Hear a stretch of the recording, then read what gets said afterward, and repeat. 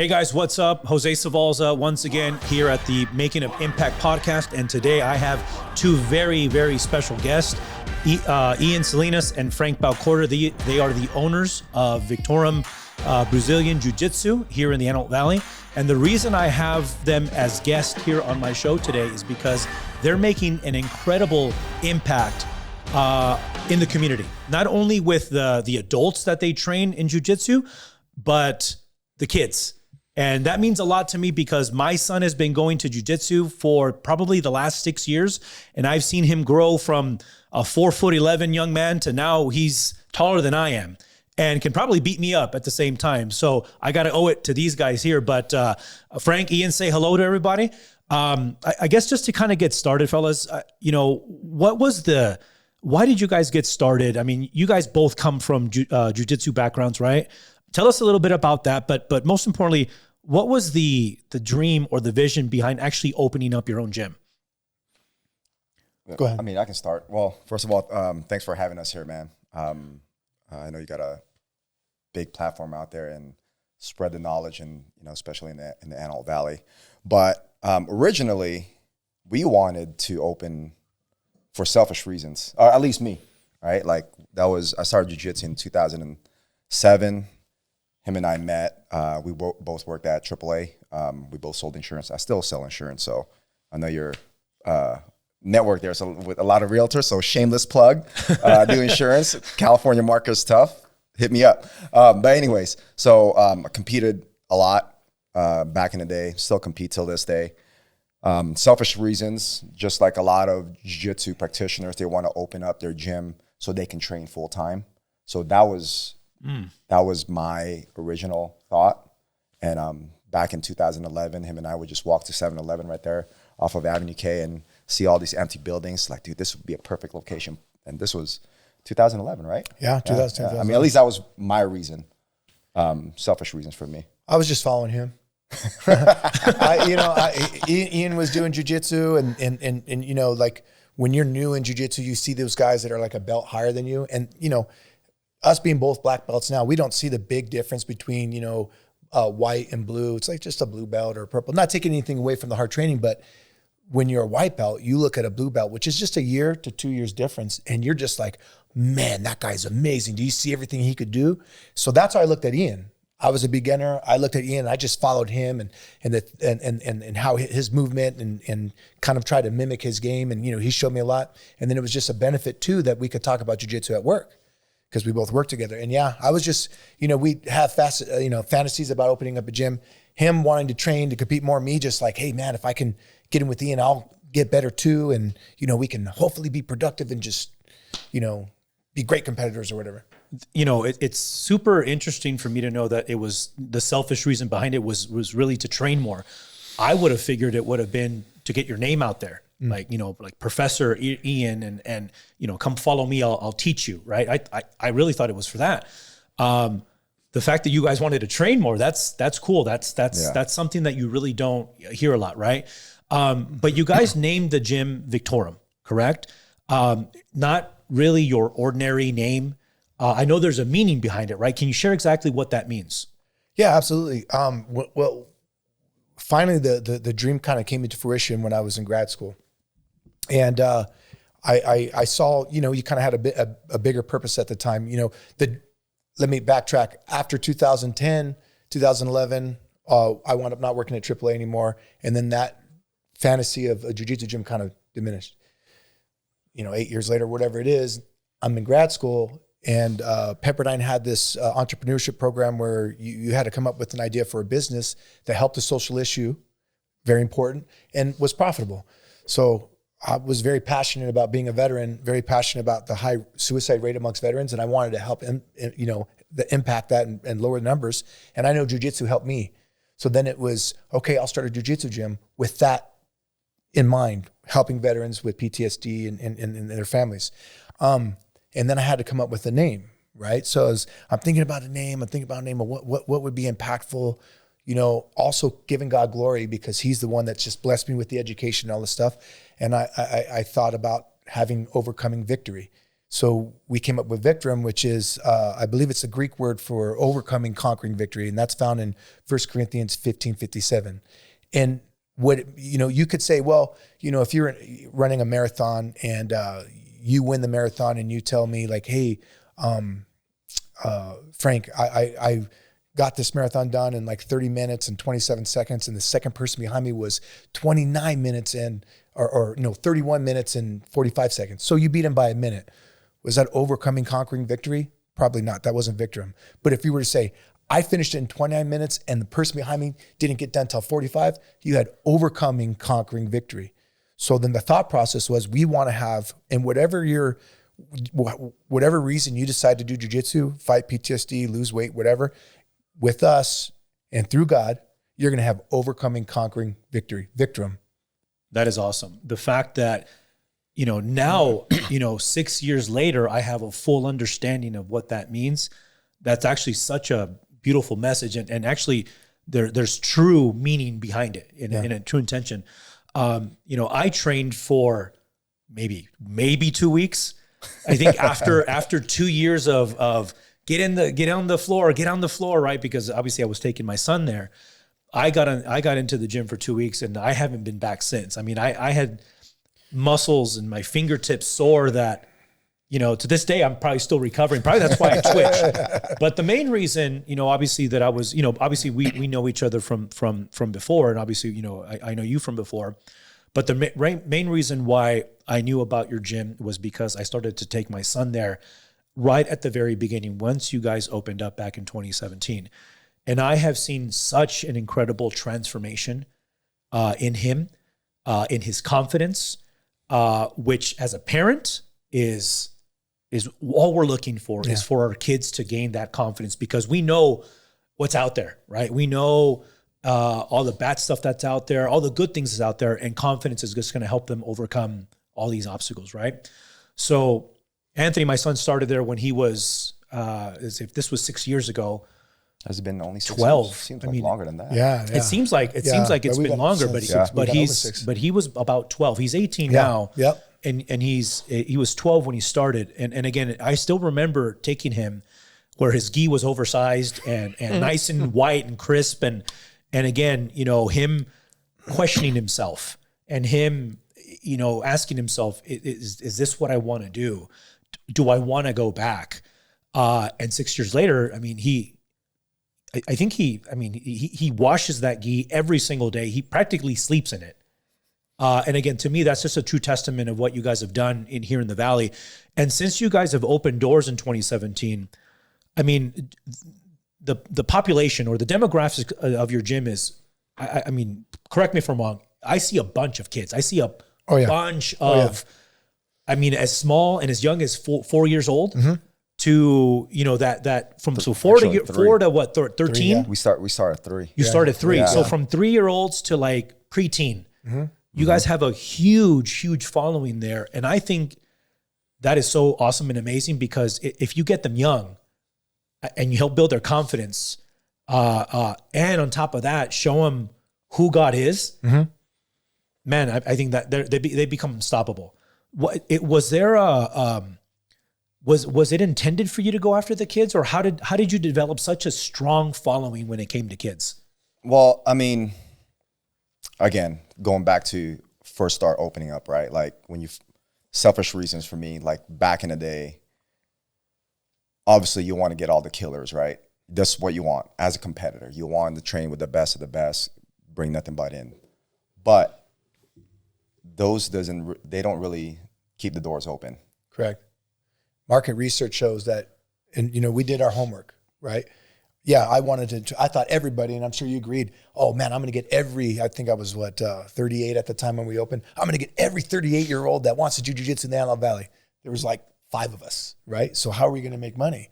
Doing market research, the biggest demographic for whether it's Taekwondo, Brazilian Jiu Jitsu, whatever, 60% of your market is going to be between the ages of 6 and 11. So then it was, okay, that's the demographic we need to go after. That's who we need to impact. And then the good thing is we both had a vision that, hey, you know what? We want to change the Antelope Valley too. Yep.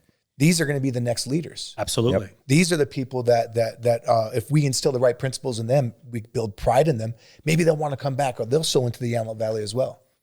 And we were just talking about this the other day on the way back from a really hard training down in Northridge. We were talking about, like, I'm 40. He just turned 40. Oh, I'll be 43. You're turning 43. Weeks. I'm thinking, it's like, man, how much more longer? I'm thinking, like, I got 10 more years of, I mean, I'm going to train jiu-jitsu as long as my body allows it. But I'm thinking, it's like, how much more longer can I keep up with this pace? I mean, I'm training down in Northridge's with black belts, world-class black belts, half my age. I get my ass whooped there, but, you know. And I was kind of thinking, it's like, man, like, by that time, we're going to have these kids who are preteens, 20 years old, who will be black belts and, like you said, future leaders of the sport or school, you know? I mean, it's very exciting to think about. I mean, it's kind of sad to think about it too, because that means, like, my career with competing is eventually will end. You guys are leaving a chain, a legacy. Right. You know, that's cool. You know, Yeah. and you said something really interesting. You said, I train in Northridge. Is there a specific reason why you guys train in Northridge? Absolutely. I truly think that in order for you to be a good leader to your students, you consistently got to sharpen your skills. Agreed. And we got some tough guys here. You know, we got some tough guys here. But we got some really tough guys at Gracie Baja Northridge under Professor Homolo. And that's where you guys are at, Gracie Baja. Yeah, we're Northridge. both black belts under Homolo Baja, you know, legend in the sport, multiple black belt world champion. And, you know, we always say it's kind of like continuing education, right? You know, you always have to improve, you know, and I think a lot of this what separates kind of like with jiu-jitsu and other martial arts is, you know, you hear, not trying to knock on other martial arts out there, but you hear, oh, my kid got his black belt when he was 5 or 6. Or you meet someone in the street, oh yeah, you do jiu-jitsu, oh yeah, I'm a black belt on this and that. But I haven't trained in, God, since back in Nam or whatever, right? Yeah. You know, when jiu-jitsu, it's gonna be very hard to find a black belt that doesn't somewhat train, or at least with their students or whatever. But also there's also black belts that once they open school, they just get busy and they don't train as much as they should. I mean, or want, right? But again, everyone's goals are different, you know. But for us, we believe that in order for us to be a good leader, a good instructor, we always have to show them, right? Yeah. It's kind of like being a parent, right? You can't just tell them. You know, you can't just tell them. You got to show them. You got to lead by example, right? Like, I just came back from a competition this weekend. I tell all our students, like, look, you want to get better, faster in jiu-jitsu, compete. Yeah. Because it's the only way you're going to find out, you know, where under the lights, people watching, your nerves. You know, when you're training at the gym, you know these people, right? These are your friends. It becomes a place of comfort. Exactly. Yeah. You know, what you guys do is very similar to what I coach on. You know, I coach real estate agents to increase their skill set. Mm-hmm. And even I do the same thing, and I still go out there and I go still take listings and I lead by example, because if I'm not taking listings, how am I going to show them all the new stuff? Exactly. Right? Like you said, coaches need to have coaches as well. Exactly. Well, and if you're not, correct me if I'm wrong, if you're not doing it here, they're going to go and spend their money down in LA or down in the Valley where a coach is doing that. Right. And that was our big thing too. Like, we both, right around, you were a purple, I think I was a purple belt. We left the Antelope Valley to go pursue getting better down in Northridge. And keep in mind, that's a world-renowned gym. But in our thought process was, why can't we keep that talent here? There's talent in the Antelope Valley. There is talent here. But what our business is doing, well, we had to think, what our business is doing to keep it. Let's make sure we're developing. Because the people that we were under, unfortunately, like Ian was saying, they got their gyms, they got their black belt, they weren't developing anymore. So that, you know, because they weren't growing, we weren't growing. And then finally we're like, well, we wanted to continue this. Where are we going to get better? I didn't want that for any of our students. I wanted our students to continuously be able to grow and then have them have pride. Not only are they growing in our gym, but then they're having pride in being from the Antelope Valley and being as good as they are. Yeah. And the result of that has been what? We go to, especially our kids, you know, our kids go to competitions against top ranked schools in California. top ranked schools. And we're the small school in the Antelope Valley going over there and just killing it. Golds and things like that, you know? And the great thing is we got people from, whether it's down in Orange County, whether it's in the Inland Empire, what's in the water in the Antelope Valley? What's going on up there? Hey, just hardworking people. Yeah. It's funny you say that. I remember when we were at Fight to Win. Oh, yeah. So, we, this Fight to Win is like a super fight event. Invite Pay-per-view? only. Yeah. Okay. We took our three of our four. 3 or 4 of our kids. Three of our kids. And what was the first one? Visalia? Yeah. And keep in mind, it's a great opportunity for the kids because they get paid. They go, they fight on this. It's just like a mini UFC event. No way. They get paid when they're done and everything. So it's great exposure for them. Yeah, it was cool. They're one platform, so it's not like a tournament like multiple matches. It's one. It's literally like Frank said, like it's almost like a UFC, like a super fight. They come out and music, smoke. That's so cool. Yeah, it was really cool. I did the first one in San Diego, and when there was the Visalia one was coming up about several months later, almost a year later, I'm like, dude, it'd be kind of cool to get the kids here. Right. So I started, reaching out to the promoters, like, hey, what's the age? I reached out to 4 of my students, and it's like, hey, or actually the parents. Yeah. Would you guys want them to do get this? in there? So, help them to get in there, and I think it was Samantha's fight or someone's. Yeah, I think it was the second fight. The announcer was like, oh yeah, it's from Victorum, couldn't really pronounce it. The name's like, it's Victorum, right? Yeah. Like, well, we don't even, basically said, like, we don't even know where that's at, right? After the night, two of our kids got the submissions. One kid just lost by, I believe it was points, but, put their name in the mat. Yeah, put on a great fight, put on a great show. Commentators are like, whoa, Lancaster representing, It was cool. Now you say kids. What are the ages of these kids that are fighting in these like big? So we have Gavin. I believe he's 12. Samantha. He's 13 at the time actually. Yeah. Gavin. Yeah, he's 14 now. Is he? I believe, yeah. 12 to 14. Samantha is still 12, right? And Emmanuel was 10. Emmanuel was 10. Yeah, Emmanuel was 10 at that time. Wow. Yeah. And we also have Samir, but we couldn't. Another great competitor. He's like 60 pounds wet. and that's my point. What is in the water at your gym that is allowing you to take a 10-year-old and kind of like, first you gotta mold them, right? I mean, there's a day one for these kids. Sure, yeah. Absolutely. What do you see day one, and then what's the process that they have to go through? Not only physically, because physically they get worked, right? Mm-hmm. But mentally and spiritually to some degree. What does that process look like for a 10-year-old, for a 12-year-old to then say, yeah, I'll go compete, and then on top of that, go get paid? Yeah, you know what I'm saying? Like, I'll sign up. I'll sign up. Well, I don't think, and correct me if I'm wrong, not everybody that signs up comes with the intention of competing. Okay. But, just like in anything, what you decide to commit yourself to, you kind of wind up adapting to the environment that you're in. If you're with, what's the saying, right? Like, eagles don't commune with the fellowship of pigeons or whatever, right? So if you are surrounding yourself with, whether it's great real estate agents or, great insurance people, you wind up taking on the traits of them or desiring the same things that they want. So when a kid comes into our gym, brand new, let's say he just wants to get martial arts, that first portion of it is like, learning the movements. And we do things differently than other gyms where we have 3 different curriculums, right? Yeah. We got a 10-week, 10-month, and then advance. And so the kid that is coming in right away isn't being thrown to the sharks. He's getting his confidence built by understanding the principles of it, not just getting beat up and be like, man, I don't want to do this. So he's already getting a little bit more confident. And then he goes to the next class.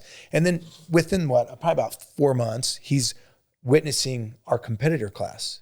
All these kids that are just, walking in. And I'm telling you, you got to see these kids. These kids that are well, I've seen them, and I've walked in there, and I'll be 45 at the end of the year, and like I said, I'm ashamed to say that some of these kids they'll run circles around me. And their parents are very meek. They're not like big buff studs. They're meek, very meager, humble. They're not your football jock. They're not your baseball jock. These are kids that are actually highly intelligent because you're playing chess. And you wouldn't think twice. You wouldn't think of them twice that kid's a killer. And the other kids that are coming in there, because they're looking for identity, they're looking for community, the new kids, they see what this kid has done, can relate to him and be like, man, I want that same success too. And in that process, we're ministering to them, whether we're praying before class, praying after class, and leading by example. Just as Ian said, and I'm going to, pump up my brother. This guy here at the Fight to Wins, he's competing too. It's not just kids, it's adults. Yeah. So not only the kids going and fighting, they get to be there with Professor Ian. And, matter of fact, I think the one in Los Angeles, you were the main event? No. San Diego, right? Because I think I saw that. I think I was second or third. And he's representing in a great way too. So, it's just this amazing thing that God's created. And truthfully, the other important thing is we pray over that class. We pray over those doors so that anything entering in is good. And if it's not good, because don't get me wrong, we're not 100% everybody that comes in stays.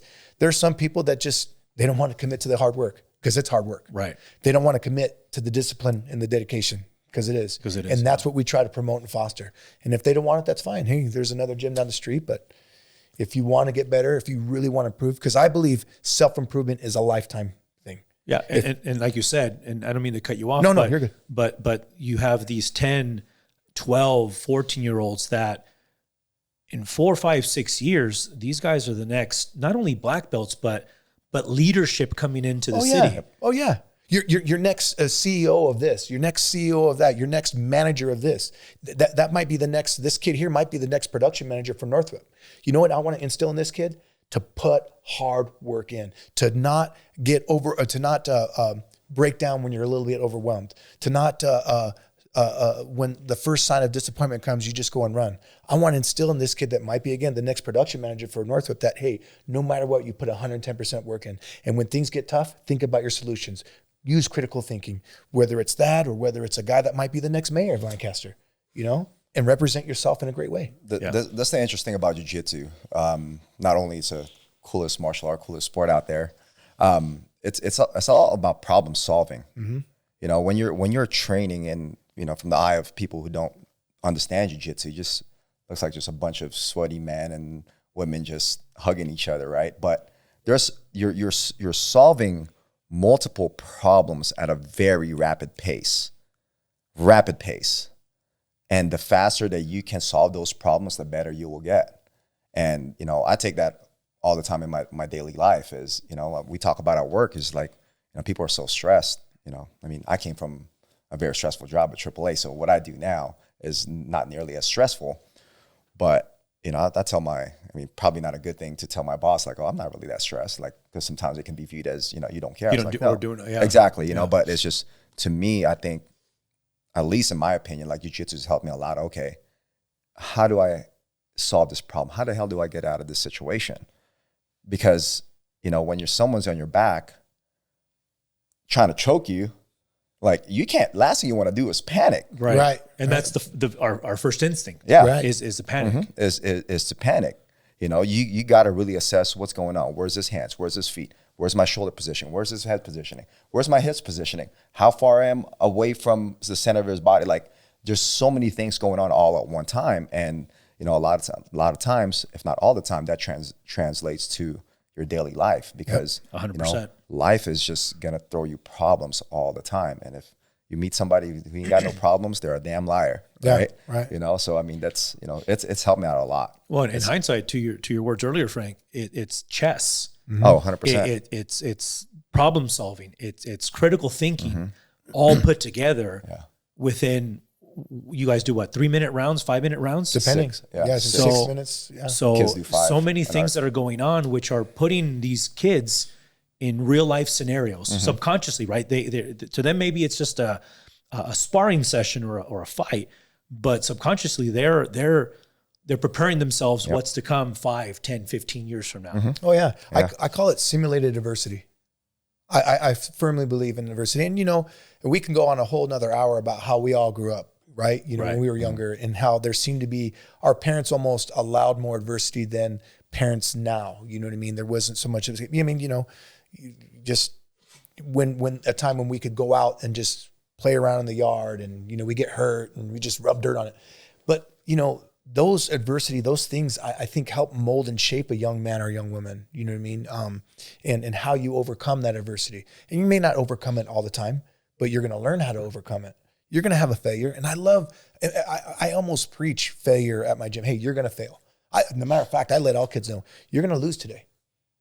You're going to lose. If not today, you're going to lose tomorrow. But that's okay. We're going to learn how to overcome a loss. Yeah. We're going to learn how to overcome disappointment.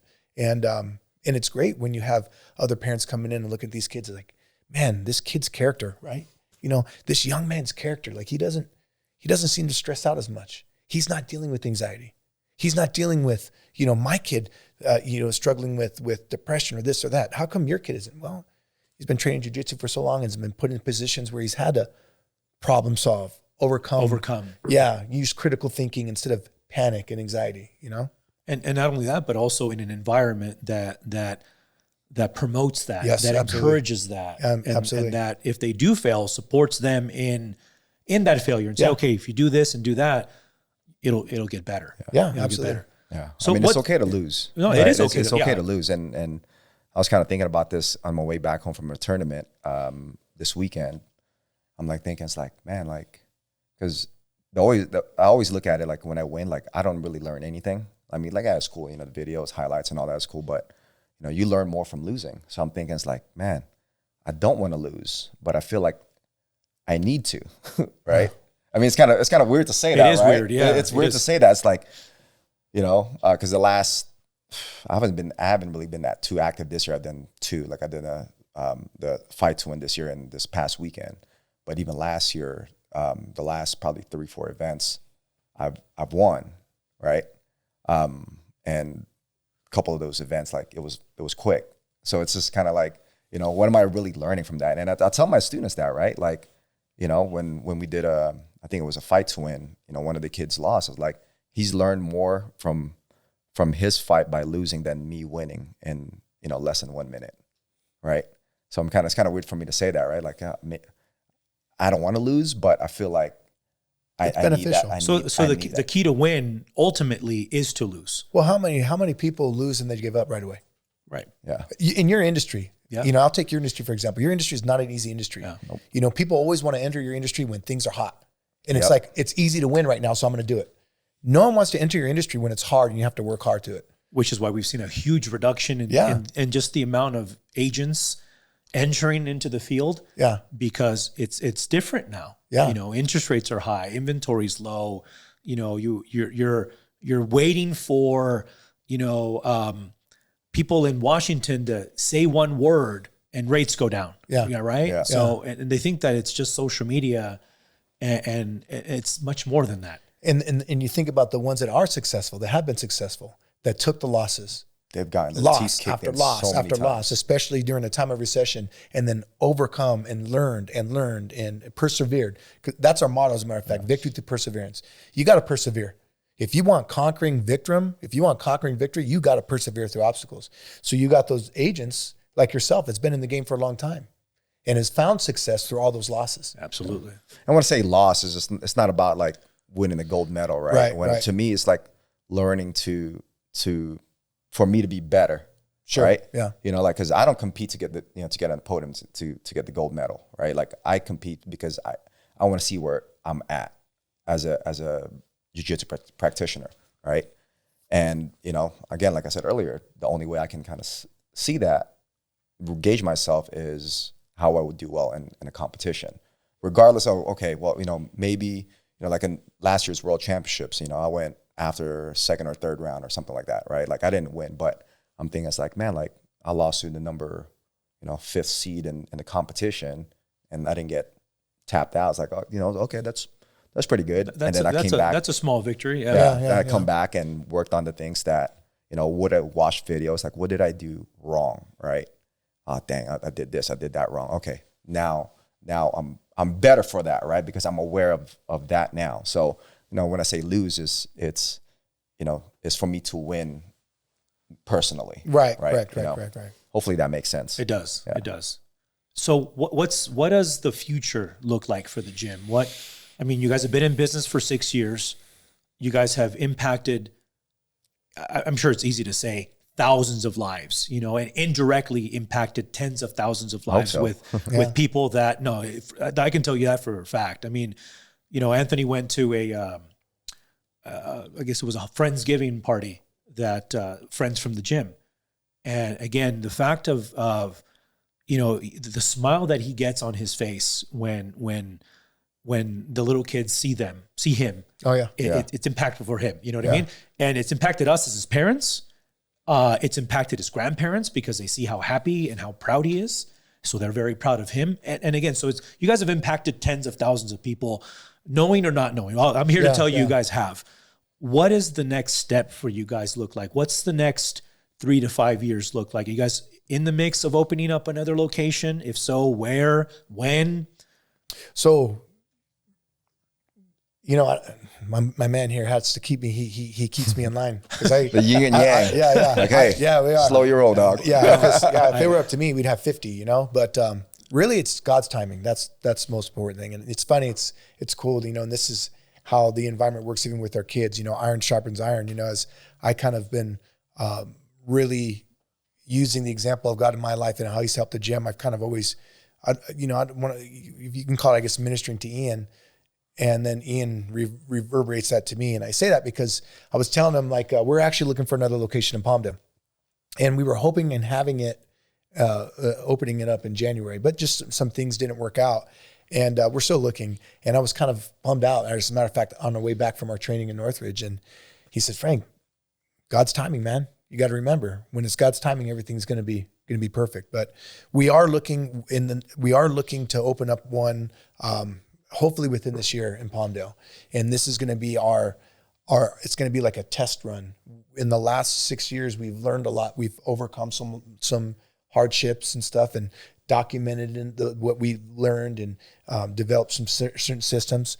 So this next one in Palmdale is going to see, okay, if this runs smoothly, then okay, cool, we'll open up a third. And then at that point, you know, we should have young leaders that will probably want to open up a gym. And now we have a blueprint for them to have success, if that's the route that they want to go. Right. I mean, I've been a witness to the journey, and I know that COVID was one of those hardships that I think everybody, a lot of people kind of endured, you know, and obviously I know that there's you guys still persevered through that time. I still remember picking up a mat from your gym. Yeah. And I remember Anthony, you know, building his practice dummy. I mean, you guys adapted. Absolutely. To you know, what we had to face. And I think it's that perseverance that you guys have that's going to lead you into a second location, a third location, and God willing, and in His timing, maybe even hundreds, if not thousands of other locations. You know what I mean? Yeah. So if you guys are looking for franchise partners, the goal is definitely to franchise. Yeah. You know. Yeah. That's awesome. So as far as, so locations are definitely being looked at. Is there anything else that you guys are cooking that you want to let the audience know, or what exactly is the vision look like in the next 5 years? You know, it's funny. I was getting interviewed by a student in Northridge, and she was asking about vision and success. And I think, you know, we have this general vision, obviously, of growth, but what I've come to find out over the last 6 years is success and vision has changed. You know, my vision today won't be my vision in a year, if you ask me, you know, or how I measure success today won't be the same. Right now, the vision, as Ian says, you know, I'm be 43, is really developing in the next 5 years and making some strong leaders in this core group that we have, because these will be the next different locations that we have, you know, growing it. We're building a stronger competition team. I know we're looking to compete more now, right? He got pumped up after the Saturday. Yeah, I did get pumped up. But even our team, more prestigious tournaments, you know, we tested out these tournaments last year, and our kids have had great success. So really getting our name out there, following in your footsteps, and possibly doing a podcast too in regards to helping other gym businesses grow in that sense, and then interviewing our students and having them give testimonies. That's something we have in the books. And you know, we've talked about a Victorum coffee shop, you know, for our love of coffee, you know, place to train and then go have some coffee. But yeah. Excellent. Any parting thoughts or final thoughts from any one of you guys? Train jiu-jitsu. Yeah. Yeah. The grass isn't green on the other side of the fence. The grass is green where you water it. Absolutely.